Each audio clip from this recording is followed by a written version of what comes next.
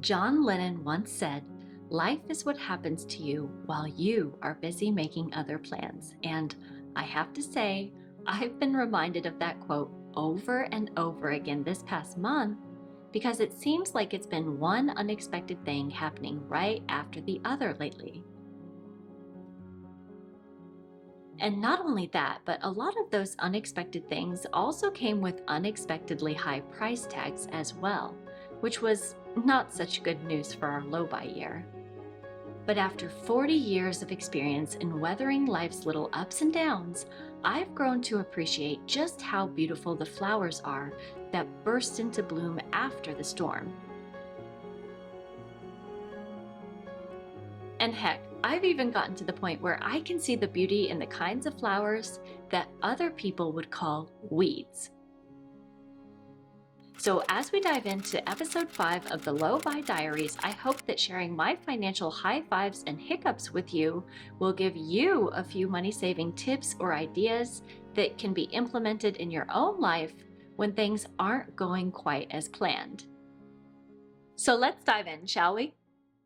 Hi there, friend, and welcome back to my channel. My name is Marissa, and this is A to Zen Life, where I share all of the best tips and ideas to help you simplify your way to a happier, richer, and better life. And since we just wrapped up the month of May, that means it's time for a brand new episode of the Low-Buy Diaries. But before we dive into the numbers and tips, please do me a favor and drop me a comment down below to let me know if you want to keep seeing these monthly updates, or if you'd prefer if I just did one big update at the end of the year, because I've noticed that fewer and fewer people are tuning into these updates each month, and I always want to make sure that I'm making videos that people want to watch, especially because I only make one video each week. And honestly, I totally understand why videos about saving money and low buys might not be as popular right now, given that studies have found that only 6% of people are still sticking to their New Year's resolutions by the time that June and the summer months roll around. So like I said, please give this video a like or comment with a money emoji or the word keep down in the comment section below if you want me to keep making videos like this. And I'll also be sure to put the entire Low-Buy Diaries playlist down in the description box below for you, just in case you missed any of the previous episodes. And if you want to skip around, here are all of the timestamps for the topics that I'm going to cover in May's episode for the Low-Buy Diaries. First of all, we're going to cover all of the surprise expenses that we had this month, which ended up costing us hundreds and potentially thousands of dollars. And then after that, what I want to do is share all of the things that we did to save money this month, including some updates about things that I forgot to mention in last month's video.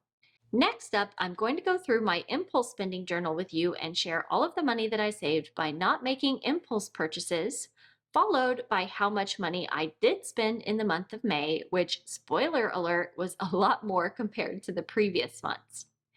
And then finally, I want to wrap things up by sharing the one impulse spend that I did make and whether or not I regret making that purchase. And I really encourage you to stick around until the end of the video to hear what it was that I found at a hoarder's estate sale. So diving into the surprise expenses that we incurred in May, I'm just going to refer to my computer that has the Notion template where I've been keeping my notes about things. And the first surprise expense that we had was that Didi, my youngest son, had a thumb injury at school, and we had to make an emergency doctor's appointment for that. So what happened was Didi was playing soccer with his friends at school, and someone kicked the ball really hard at him, and he put up his hands to block it from hitting his face. And when he did that, the ball bent his thumb in a way that really hurt. And it was still hurting and still very swollen when he got home at the end of the day. And so they went in and they did an x-ray just to make sure that it wasn't fractured. We really thought it was going to be fractured, but it turns out that it wasn't fractured. It was just a really bad sprain, but the doctor recommended that he wear a brace for that sprain for 2 weeks. So we had to pay for the copay and we had to pay for the x-ray and then as well as the brace. So I will update you more on how much all of that cost later in the video, but obviously that's something that we weren't expecting. And it's kind of funny, and I was recently joking with my husband about this, which is that this year, when we're trying to do a low buy year, we have never had so many emergency health and medical expenses. I mean, we've had them here and there, but I swear this year it's just like every single month something is happening that requires us to get medicine or visit the doctor or a specialist. And I think that a lot of people have this experience where they try to do a no buy or a low buy and they have these emergencies that pop up. But obviously, this is something that you want to take care of. This is not something that you want to ignore. And I am happy to say that Dee Dee's thumb has fully recovered after wearing the brace for 2 weeks like he was supposed to, which was just in time for him to take a trip for the outdoor camping experience that his school had planned. The next unexpected expense that we incurred in the month of May, although we haven't paid for it yet, is our car unfortunately got hit in a parking lot while my husband and I were having lunch. And the driver did a hit and run. They damaged our car and then drove off without leaving a note, and there were no cameras in the vicinity. So anyway, we had to call our insurance company and talk to them about that, and we have a $1,000 deductible, and we got a quote from 2 different places. And the second place we decided to go with said that it would be $2,000 if we wanted to completely fix it. Or luckily, when they got a good look at it and they cleaned it up, they saw that it wasn't damaged and dented enough that they had to replace the entire thing if we didn't want to. And pretty much what they could do is just do a buff and paint job. And that, they said, will end up costing us around $200. So we're gonna go with that because first of all, that means that we don't have to pay as much. And then second of all, we're not going to have to deal with our insurance and potentially end up increasing our insurance or deductibles. So like I said, we still haven't scheduled or paid for that yet, which is why it's not going to show up in the expenses that I'm talking about. But that is a planned expense that we're going to be incurring in the next month or so. And then another thing that happened in the past month, I don't know if you saw in the news about how Chicago was having those crazy dust storms where it was just blanketed in dust. But while we were having those storms before and some days after, we were also having really, really high winds. And during those high winds and those storms, we realized that some of the trees in our backyard that we knew we were going to have to take down eventually, we probably needed to take down quicker. We have one that's pretty well dead and a huge branch fell off. And then next door in our neighbor's yard, a dead tree that's right on their fence line had a huge chunk of the top fall off right onto the fence that divides our houses. It's actually their fence, but it divides our yards. So when I saw that that happened, I figured that since we both need our trees removed, it would be a good idea for us to coordinate a tree removal service so that we could kind of bundle our yard and their yard services together to potentially save money. So I called 2 different places and I got 2 different quotes. The first quote came back for it to be $1,400 per tree for each of us. The second quote came back half the price. He told us that it was going to be $750 for each of us if we did them together. So we decided that we're going to go with the less expensive option and we're going to work on scheduling that. Again, this is something that we haven't paid for the service yet. He's actually supposed to be coming this week, but that was obviously a big expense that we weren't planning on having to deal with this year. So I wanted to mention it now. And especially for those of you who own your own homes, I just want to emphasize how important it is for you to comparison shop around and get multiple quotes from multiple different companies when you're thinking of getting work done. And the good thing is that both of these referrals came from neighbors that we know, like, and trust. It just turns out that one of them was much, much cheaper than the other. Okay, next up, I want to dive into some of the things that we did to save money over the past month. And the first thing that I want to mention is something that I should have actually mentioned in last month's video, but it completely slipped my mind because I wasn't the one dealing with it. is that my husband actually did our taxes to save money. So even though my husband doesn't work as an accountant currently, he is a CPA. And so that means that he's able to handle our taxes to save us money. And obviously, I know this is not something everyone can do, but everyone has their own strengths. So some people might be able to renovate the bathroom or the kitchen themselves. Some people might be able to sew their own clothes or darn their own socks. So the important lesson here is to play to your strengths and use your strengths and your knowledge and experience to save money where you can. And for us, one of those areas just happens to be taxes. Another thing that we did last month to save money is we gave the boys haircuts at home. So we have two young boys, age 10 and 12.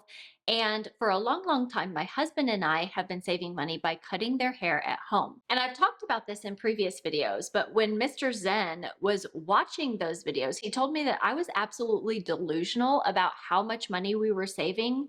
I said that it was around $25 per haircut, but my husband said that he knows at his barber it's $38 for a kid's haircut, and that doesn't even include tip.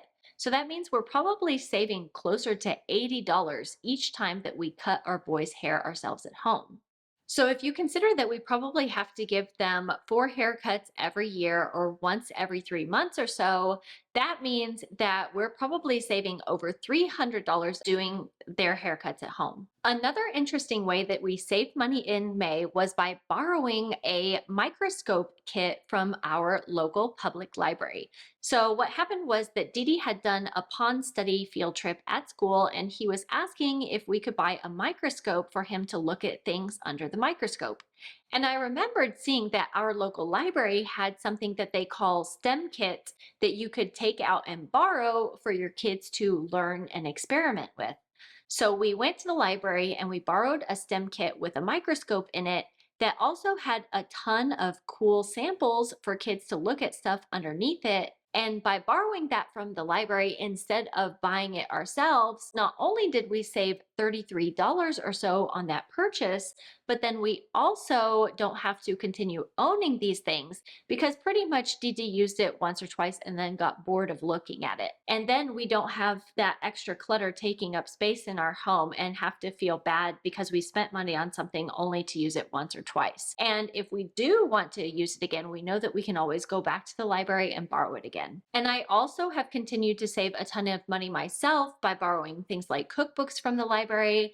And something else that I was really excited to borrow this past month was the two most recent Hunger Games novels, which was Ballad of Songbirds and Snakes and Sunrise on the Reaping, because I used to be a huge Hunger Games fan and I was really, really behind. So I read both of those books in May and really, really enjoyed them. Another way that we saved money in the month of May was that we went out to eat far, far less than we typically do.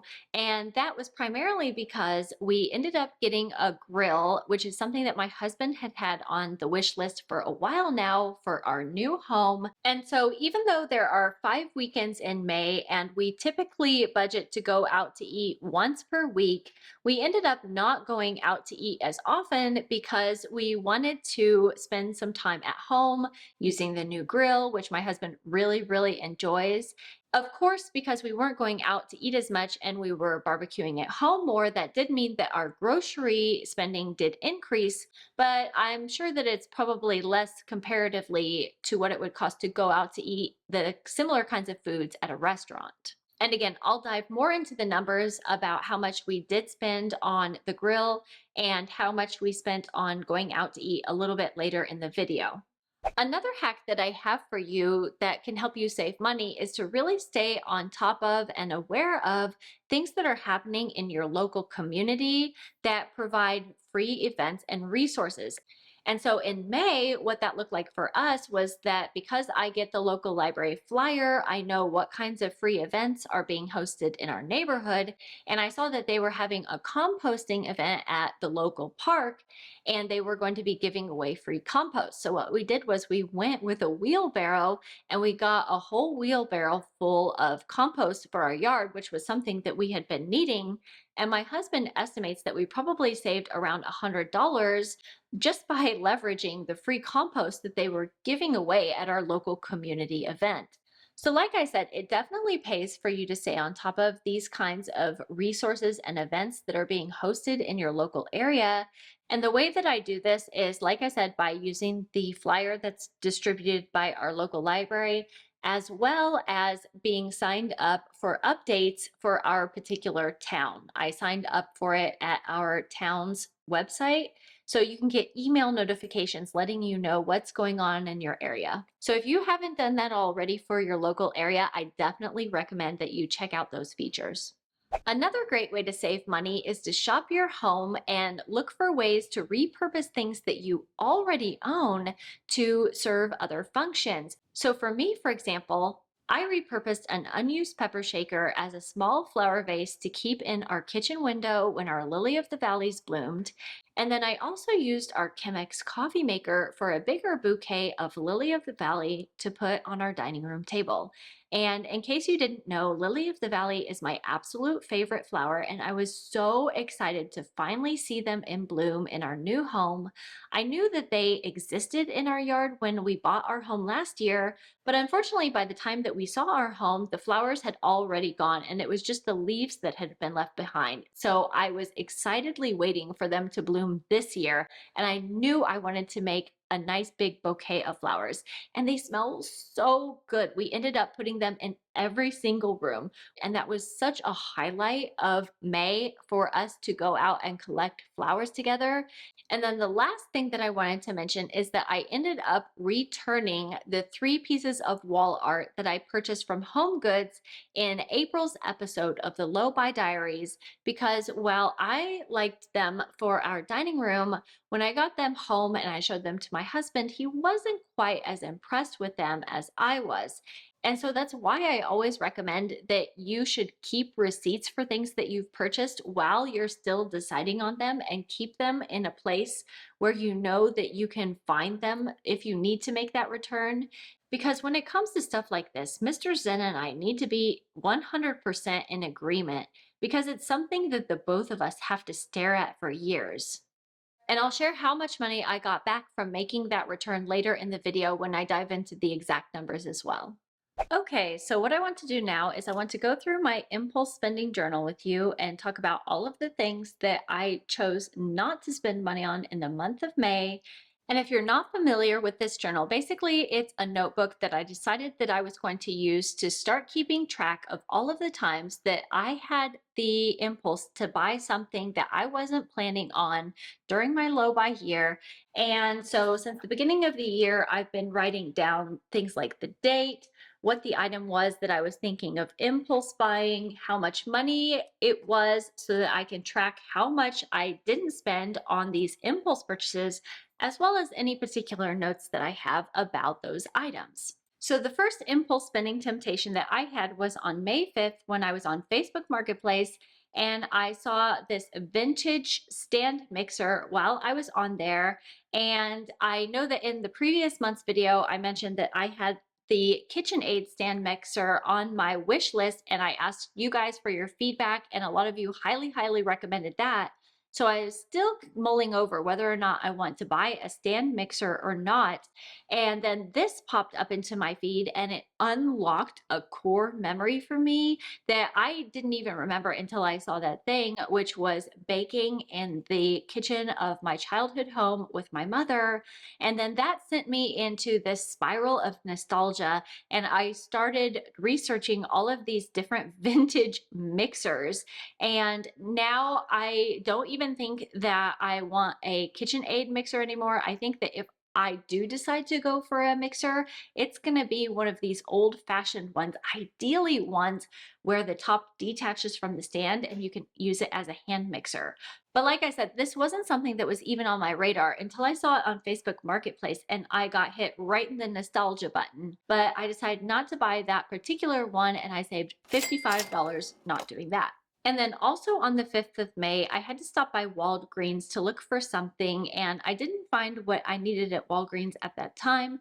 But what I did see while I was walking back to the pharmacy was I saw these adorable little stuffed animals that are called warmies, that apparently are lavender scented, and you can put them in the microwave and warm them up. And I was so tempted to buy those because I have a huge soft spot for stuffed animals, even though I'm 42 years old. Also, can someone please tell me what it is about getting older that makes you want to buy everything related to chickens? Lately, I have been finding myself so attracted to chicken home decor and chicken stuffies and chicken stuffed pillows. Someone please tell me what it is about getting older that inspires this change. However, because I didn't need these items myself, nor was it a birthday or a holiday or anything that would necessitate buying stuffed animals as gifts for my kids, I did not give in to that impulse purchase and I saved myself $25 on that. It probably would have been $50 because I probably would have gotten two for my kids, but let's just stick with $25. On May 9th, I decided to go to an estate sale that was happening in my local neighborhood. And I didn't go looking to purchase anything per se, but especially since we recently purchased in this neighborhood, and because we're probably only going to be here around 6 or 7 years or so, I really like to stay on top of the local real estate and see how much things are selling for. And especially because lately there's been a lot of talk about a potential recession and whether or not home prices are going to crash. So I kind of was just going to that to be a little bit nosy and scope out the house so that I could have an idea of how much it was worth, what it was going to sell for, and whatnot. And as it turns out, the house was in really bad condition. And once you get inside, I realized that it was a hoarder's house. Even though it was like the third day that I went to this estate sale, completely packed. Every surface, beds, tables, dressers, and all of the closets were packed with clothes. And there were books lying everywhere and all sorts of things that I can't even name or describe. And I actually did find something that I ended up impulse buying at that estate sale. But one of the things that I also was tempted to impulse buy, but I didn't, was some fish bowls that were blue that I thought were really adorable. But when I was looking at them, I just thought, I cannot think of a single thing that I would actually use these for. And so for me, they weren't very practical. And I did think that the items at that estate sale were overpriced. Not buying those fish bowls saved me $150. The next impulse spending temptation for me came up on the 14th of May when I was in the checkout aisle at Whole Foods after I had gotten some groceries, things like bread and whatnot. And so I was going through the checkout aisle and I happened to see these adorable reusable asparagus bags. And I don't know what it is about asparagus, but it's like suddenly so cute to me. But I don't really need any more reusable bags because I already have a lot. And the whole point of buying reusable bags is that you don't have to keep buying a lot more bags. And I know that this might not seem like a lot of money, but I don't think that many people realize how much these small little impulse purchases add up, especially when you're in the checkout aisle, which is specifically designed to try to get you to spend money on these tiny little things right before you're leaving the store. And over time, those can add up to a lot of money wasted each month on stuff you weren't even planning until you saw it in the checkout aisle. So definitely be aware of sneaky marketing tactics like that, especially at grocery stores or places like DSW or Home Goods, where they put all these neat little things right by the checkout area. So I just reminded myself that nothing is cuter than financial freedom, and I passed up that asparagus bag for $1.19. On May 16th, I went to Target, and right away, the first thing that I saw when I walked in the store was that dollar spot, that sneaky little dollar spot that always used to get me back before I became a minimalist. And it almost got me this time because when I walked in, I saw these plastic storage bins that they had. So I put them in my cart and wheeled around Target to think about it. But as I was wheeling, I was thinking, I don't think these are quite the right size. So I was hesitant to buy those things because I wasn't sure that they were going to be the right fit, both literally, as in fitting into that space, and figuratively as in the right fit for the things that I wanted them for. So I ended up passing up those, and I think that they were $5 each. I was looking at getting 4 of them. That was going to be $20. And then while I was going by the home decor section, A mint and copper teapot grabbed my eye and I really, really liked it. I thought it was super duper cute, but I already have a teapot, and a big part of frugality and minimalism is being content with the things that you already have. So I passed up that teapot no matter how adorable it was, and I saved myself $24.99 on that. On May 18th, my oldest son and I were actually going to DSW to get him some new shoes, which I'll talk about later in the spending portion of this video.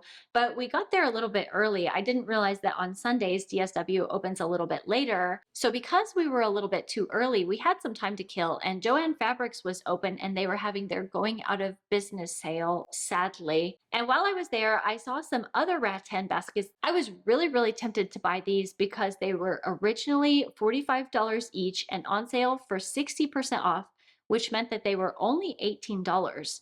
But the baskets themselves were really, really rough feeling, and I was worried that they would actually tear holes or wear out or cause pulling in any clothes that I would put into my kids' closets. So like I said, they were discounted from $45 down to $18 a piece, and I was thinking of getting 4, so I saved $72 not purchasing those items. And then the final impulse purchase that I resisted on this list was on May 23rd. I saw this Ems. I actually don't know how to say this. I've never heard it pronounced out loud. Basically, this lounge chair that's like a mid-century modern classic lounge chair on sale on Facebook Marketplace. And even though this is an item that I actually have on my vision board and it's something that I wouldn't mind owning, I already promised myself that I wasn't going to make any large furniture purchases this year. And once I took a closer look at it, I realized that it's a replica, not an original piece. So even though I was super tempted by that armchair, I didn't contact that person or follow through with finding out any more about that whatsoever. And I saved myself $600 not doing that.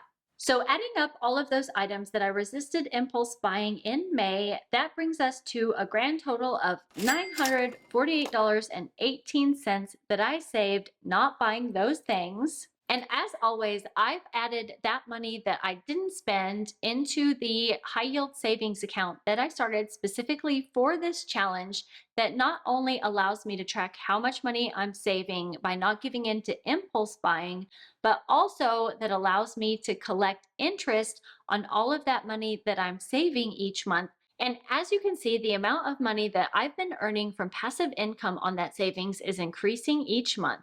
So the first month I earned $15 on the money that I had in there.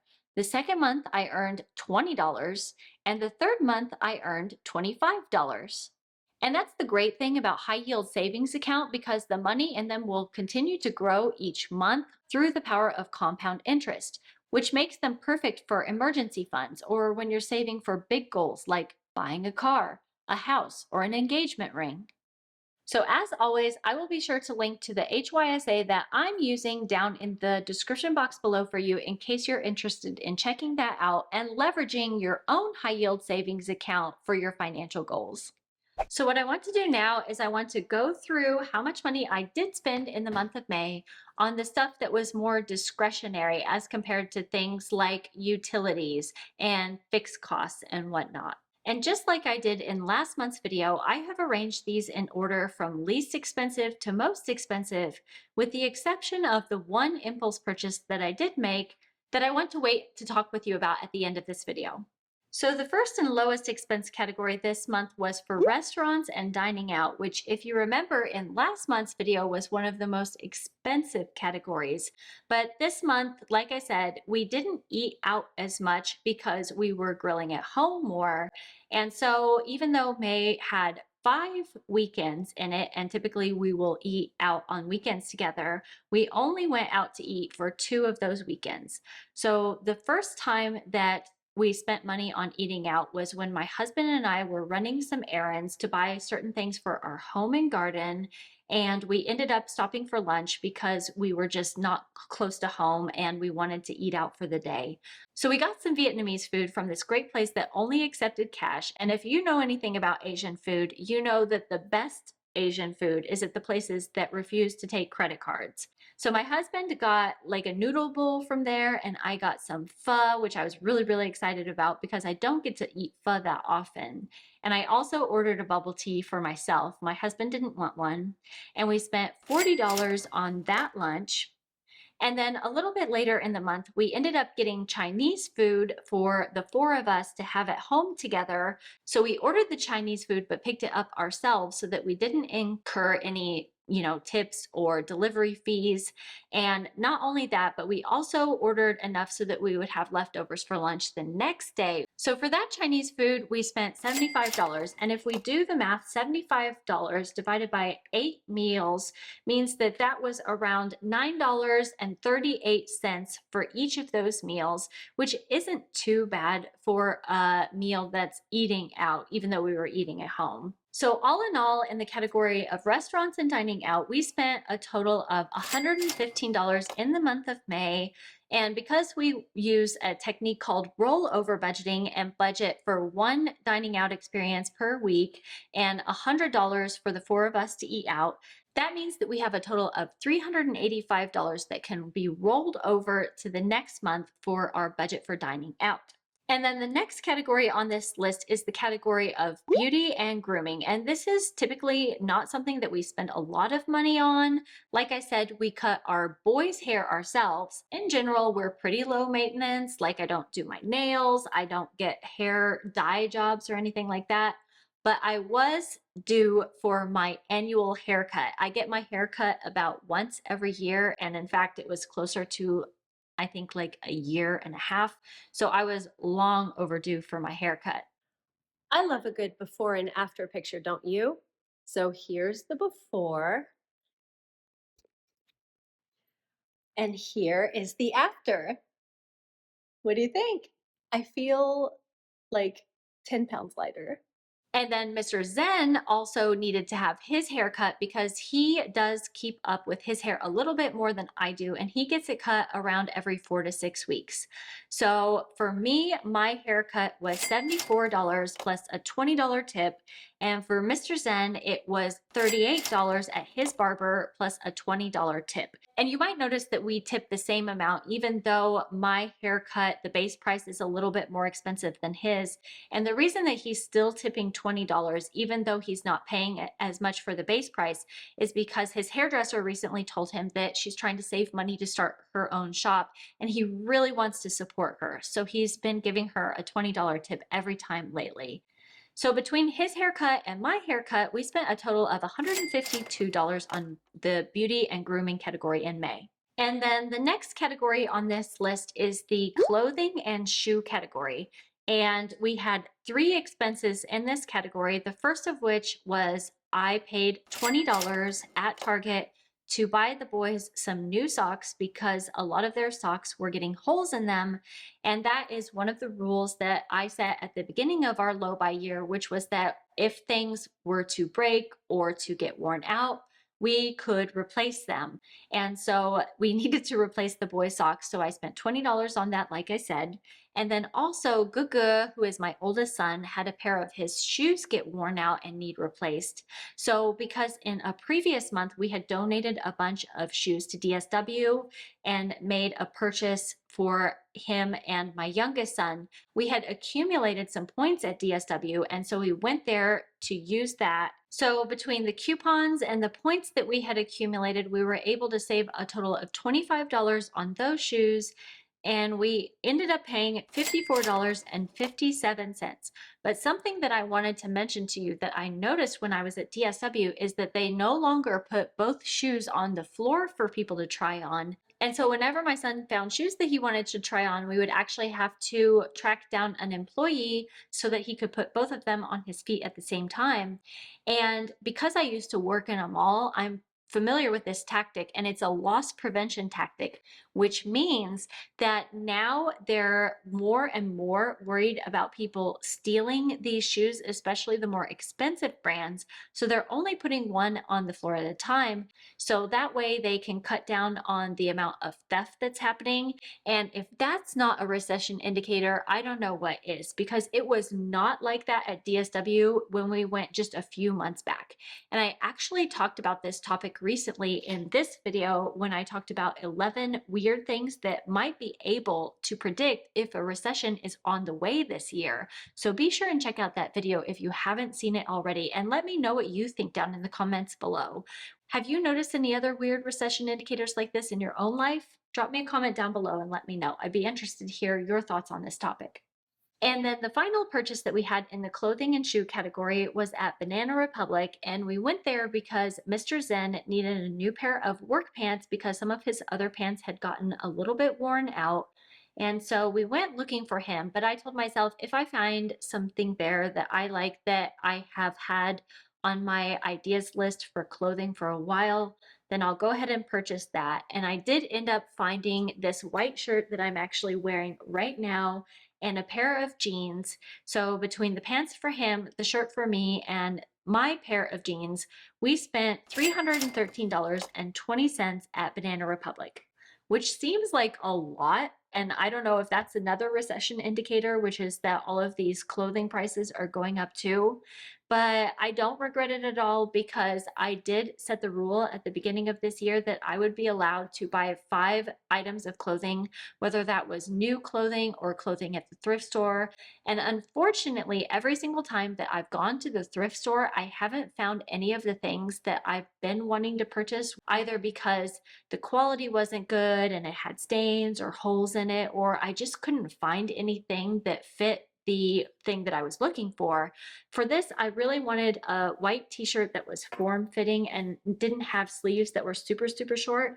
I hate the trend that has like the super cap sleeves because they always make my arms look so fat, and I like something that goes down a little bit lower. So I was really excited to find this white shirt with the longer sleeves. Also, we're not going to mention how I immediately got makeup on this shirt the moment I put it on to record for this video. I mean, are you kidding me?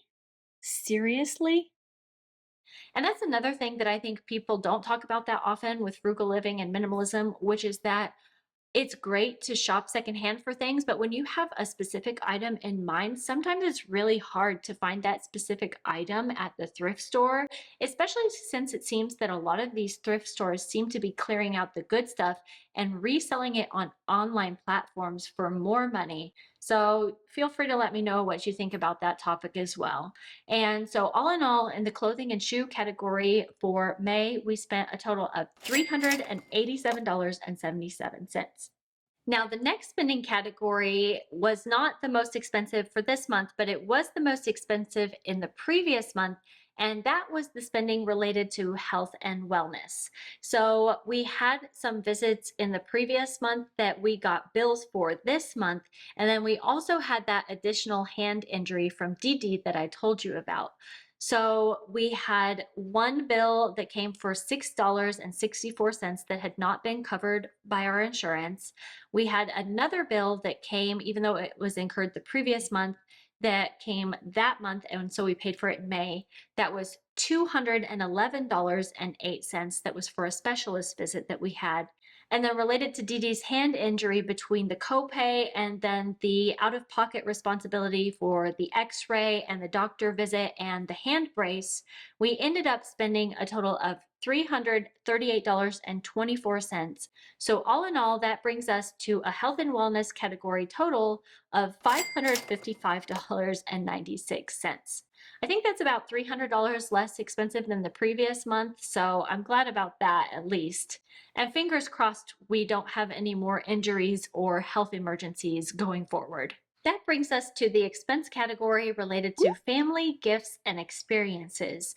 And this one was expensive primarily because we had to pay the re-registration fee for both of my boys' school for next year. So between the two of them, the amount that we were responsible for was $717.88.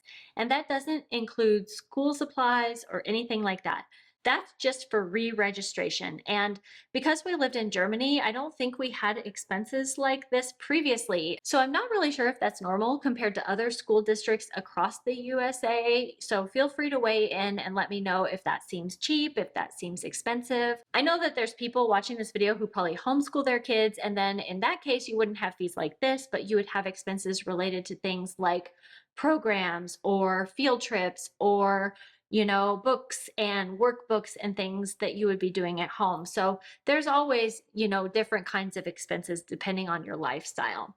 And then also in this category, the other expense that we had was a birthday gift for Gukka's friend that had a birthday at the end of the month, and we bought him a Lego car and spent $47.51 on that.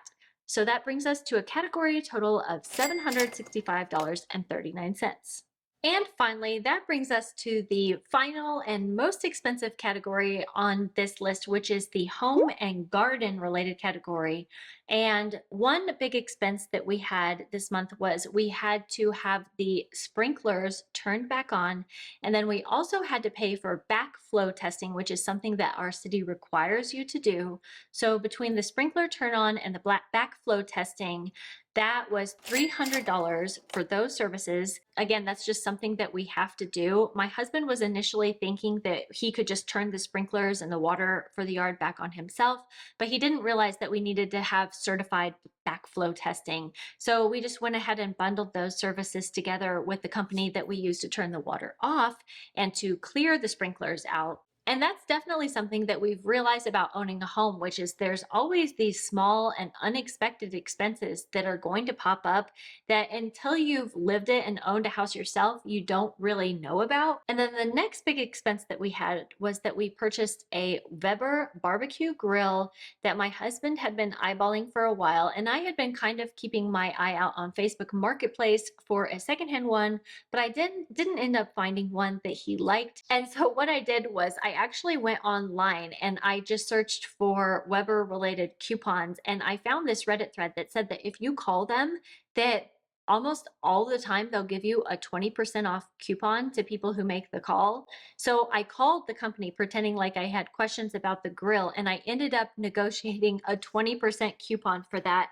So we purchased it from the store and we ended up getting a discount, like I said, of 20%, and spent $527.20 on that grill. And then to go along with the grill, we also had to buy a grill cover, and we went with a generic, which was $60 cheaper versus the Weber name brand, which it would have been more expensive. And we spent $27.53 on that. And then we went to Home Depot to get grilling tools to use with our grill. And while we were there, we also had to buy rabbit repellent. I personally think that rabbits are one of the cutest problems that any homeowner can have. And if you want to know how our rabbit situation is going, just watch this. Hi, buddy. Hi. Oh my God, there's two. Oh, the bunnies. Are you eating my HYSAs? You little stinkers. Those HYSAs are not for you to eat. Oh, see, he's eating. He's jumping. What's he doing? Hiding his Easter eggs. Oh. Easter's over. I know. Wonder. He's looking for Easter eggs, maybe. Oh, here comes another one. Here comes another one. Oh. Oh. Are we going to have a rabbit fight, or are they friends? I hope they're friends. So yeah, as it turns out, I think we have multiple rabbit families living in our backyard, including rabbit babies. And this might really be a case of say one thing, do another, because on one hand, we're out there spraying the flowers and plants with rabbit spray, and then on the other hand, I can not stop recording them and looking at them, and they make me feel so happy every time I see their cute little faces with their cute little noses wiggling out there eating grass like spaghetti. So I might possibly be manifesting more rabbits in our garden instead of driving them away. But I mean, what a cute problem to have, am I right? Oh, I also forgot that we had to buy a propane tank and some gas for the grill, so we spent $24.39 on that. And then another yard-related expense that we had was we bought some peonies for our yard. We bought one peony for $38 and then decided to get another one that past time that we went to Home Depot. But because it was missing a tag and they couldn't figure out how much it was, we ended up getting the second one for free. So that was nice. And then another trip to Home Depot because we realized when we were grilling out, we were being bothered by mosquitoes a lot. So we ended up getting mosquito torches as well as a grill pan for our grill to catch the drippings, I guess. And that expense was $43.85. I got a refund for those 3 pieces of wall art that I returned to the home goods store. So returning those gave me back $96.49 in this category. So between the money that we spent and the refund that I got, that was a total for the home and garden category of $912.09. So like I said, even though May was an expensive month, most of these things were either necessities or they were things that we had been planning on and were allocating money to be able to spend on for our low-buy year. However, the final thing that I want to talk about with you is the one impulse purchase that I did make, which was when I went to that estate sale that I mentioned earlier. And I'm wondering, can you guess what it is? What do you think that I found that I just could not resist? If you guessed a book, you would be right, because while I was at that estate sale and I was in what I think was probably the library, I found this copy of The Velveteen Rabbit, which is the same copy that I had as a child and that I actually already own a copy of, but I just couldn't resist because I love reading this book with my kids. So my idea is that when each of them grow up and move out, I'm going to give them each one of these books for a little dose of nostalgia and memories. And what's interesting about this book is I realized that they're not exactly the same, because if you look under the dust covers of my old book versus the new book, you can see the new book has an undercover that's exactly the same as the dust cover, but the original one that I had is just a plain red binding on top of this underneath the dust cover. And then also in the one that I had originally, there's a typo on one of the pages that does not exist in this one. So I think that this might actually be a reprint of the original where they made a typo. So that's kind of just an interesting thing that I noted. So for the second copy of this book, I ended up spending $3. So even though books were one of the things that I said I wasn't going to buy this year, I still don't have any regrets, because that kind of book isn't the kind of book that you happen upon that often. And like I said, it's something that I enjoy, and I enjoy sharing with my kids, and it's helped us create nice memories and share an experience together. And I'm all about creating experiences together as a family. And also, if you've made it this far, I just wanted to let you know that I'm going to be taking a break for the month of June. I'm not going to be sharing any more videos after this for a while. So I just want to put that out there and let you know so that you weren't worrying about me and wondering where I've gone. I just want to take a little break and enjoy our first summer in this new home here in this beautiful area with my family. My great aunt and uncle are visiting us from Washington, D.C. area, and we're really excited about that. So we're going to be having a lot of fun in the month ahead, and I hope that you have a lot of fun too. So until I see you again, be sure and check out one of these videos that YouTube thinks that you like, or I'll see you in a month. Until then, take care. Bye-bye.